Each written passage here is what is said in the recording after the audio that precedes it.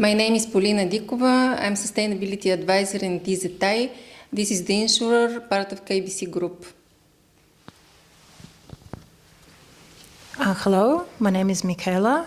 I work for Municipality of Gabrovo at the Sustainable Directorate for Urban Development. Hi, I'm Camelia Georgieva. I'm one of the co-founders of Behavior Smart, and I'm a sociologist by background. Hello from me, I'm Milena Nikolova, and I'm a behavioral scientist turned entrepreneur and also co-founder of Behavior Smart, which is a partner in the Soteria project. Thank you. Now, to the question. If you go back to the very beginning, before the proposal, before Soteria, what was real spark the motivation? What made you feel, I want to be there, or this needs to happen, I want to try this? KBC is bank insurer group, and as such it's actively engaging its clients to support them, help them in their transition to a sustainable green economy. So it is continuation of our core strategy, and we are eager to explore how we could be partners, not only in the transition to the low carbon activities, but in the climate adaptation too, and help the clients to adapt effectively. Behavior Smart is a small company, boutique consultancy, and in order to develop our services, we need partners who would accept innovations and who would be ready to work on unknown approaches. Gabrovo is such a partner for us.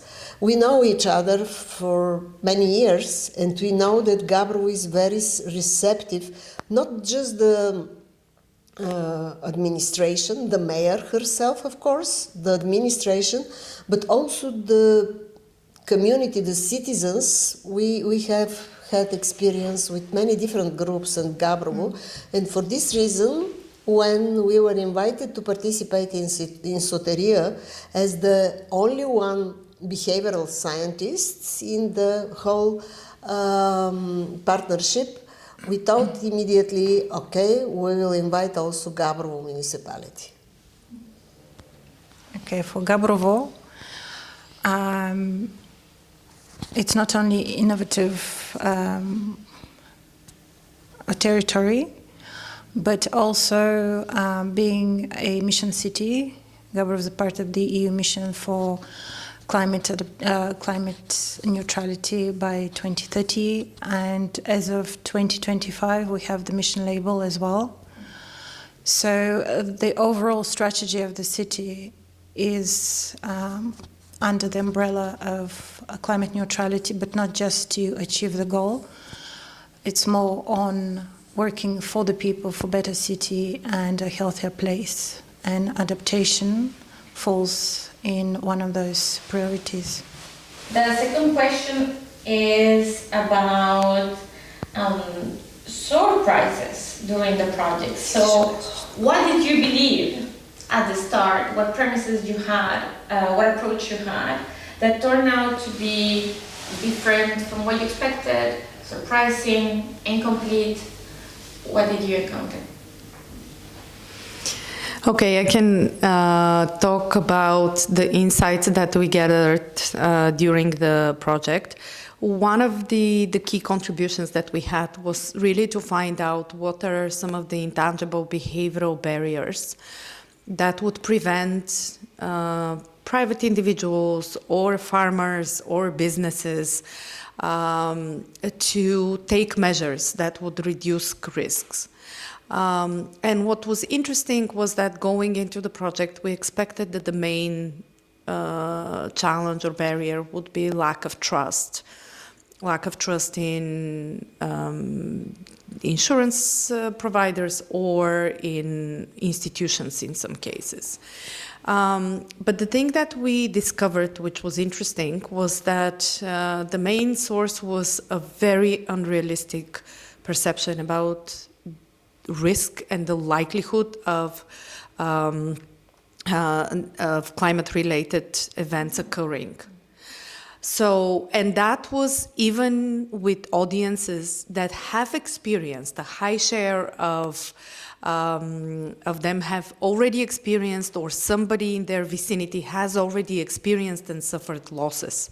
So even with the events and the risks being present in their daily reality, they had very unrealistic perception. Part of that, though, was also associated with limited awareness on what might be the solutions.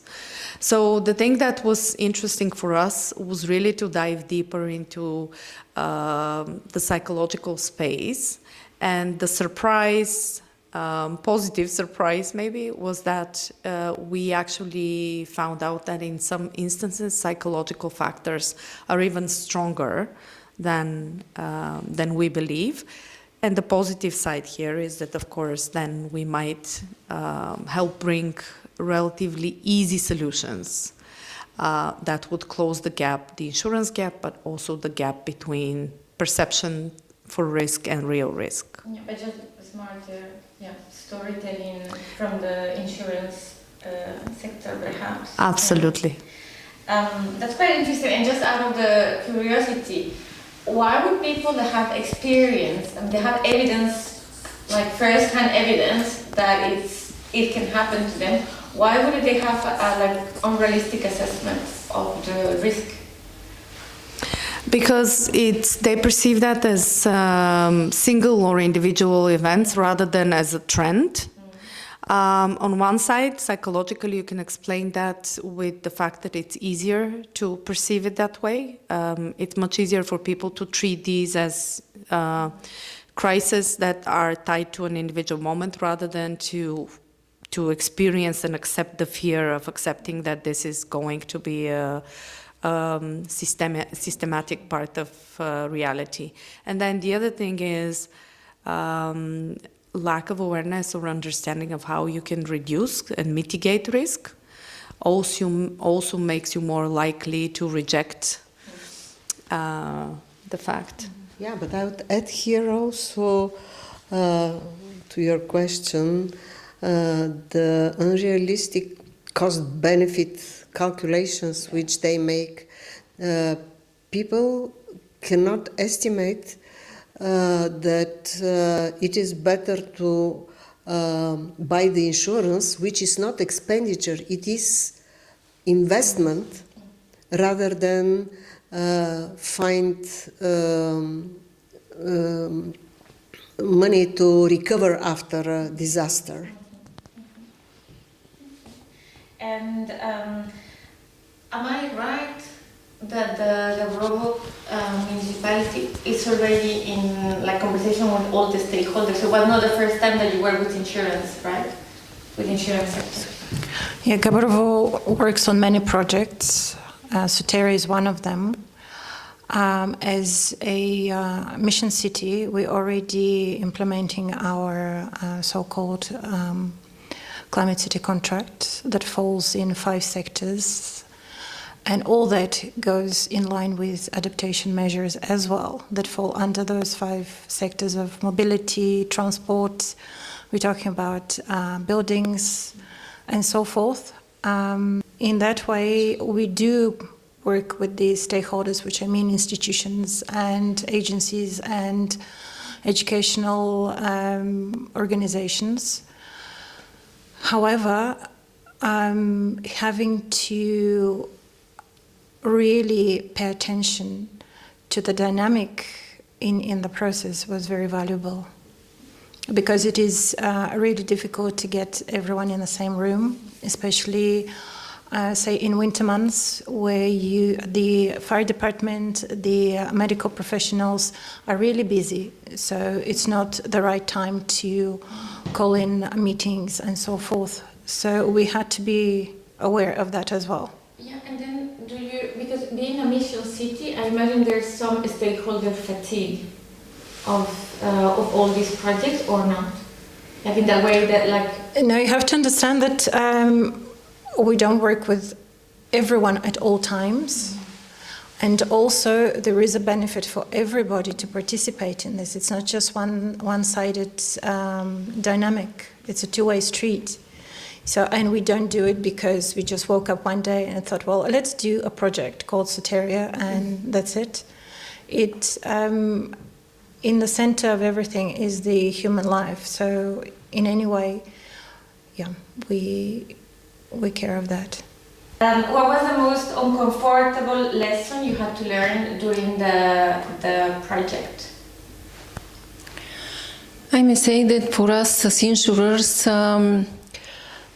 learn a lot, especially how to help designing a product, combining not only the technological advancement, which is very common now in the banking insurance area, but also some kind of soft measures like behavioral approach here, because what we have done in the case study and these interactions with the selected business owners was conducted by Behavioral Smart, but this is something that insurers should and could do it by themselves if they are guided in the proper way how to do it in order to persuade the clients and to educate the policyholders about the risks, about the recommendations about the solutions